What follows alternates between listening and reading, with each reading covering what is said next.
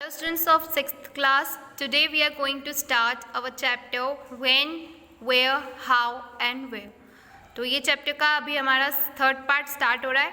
यहाँ पे क्या है, आपको read the story life of my grand parents and underline the names of the things the person through which Suman learn some details about her grand parents life.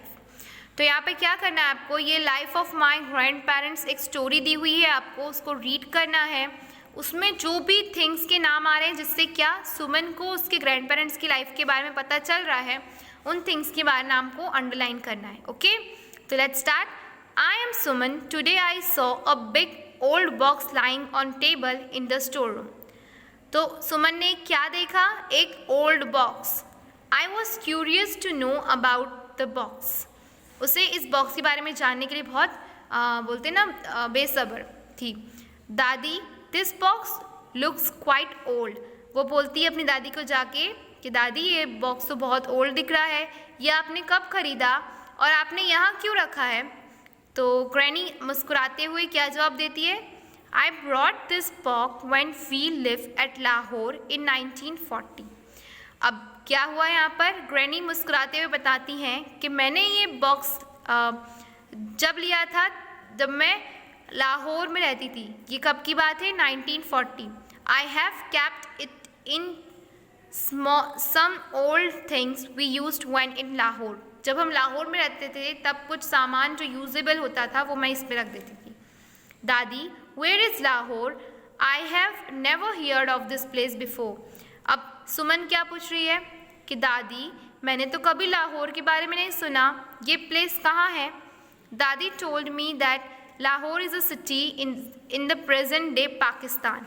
Lahore एक city का नाम है. दादी ने उसे बताया कि लाहौर एक सिटी का नाम है जो आज के टाइम पे पाकिस्तान में है. बिफोर 1947 से पहले Pakistan was a part of India. Pakistan India का पार्ट हुआ करता था. The family live there in a big haveli house. और वहाँ पे लोग बड़ी हवेली घरों में रहा करते थे. दादी ओपन द बॉक्स. दादी ने बॉक्स को खोला. आई saw a small cloth bag in the box which had old coins.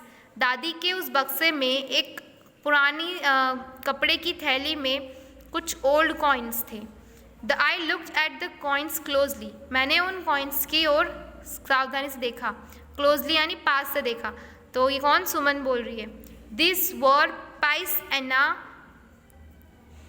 1.4 rupee, 1.2 rupee, 1 rupee coins. तो वहाँ पे क्या थे?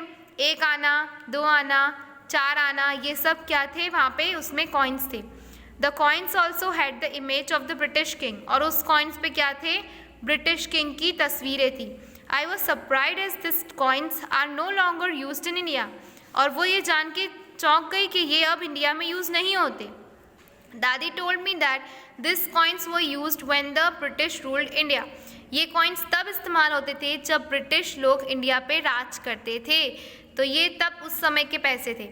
In the box there were some brass utensils which दादी यूज्ड इन लाहौर. और वहाँ उस बॉक्स के अंदर कुछ सामान भी थे जो दादी यूज़ करती थी लाहौर में. Today people mainly use steel utensils for cooking. आज के टाइम पे हम लोग स्टील के बर्तन का यूज़ करते थे. आई ऑल्सो फाउंड दादी, और तब के ज़माने में ब्रास चलता था, ठीक है, ब्रास के. I also found Dadi's diary इन विच. अब ये क्या था? दादीज डायरी. इसको भी अंडरलाइन कर लेना. डायरी के द्वारा उसको क्या पता चला? Written about some important events of his life. दादी की एक डायरी मिली जिसमें उनके लाइफ के कुछ कीमती पलों का जिक्र था. Some old newspaper cuttings. ये भी एक वो बन गया सोर्स जानने का. कुछ पुराने न्यूज़पेपर कटिंग मिले जिसमें फ्रीडम फाइटर्स की स्टोरीज थी, है ना. Was also kept in box.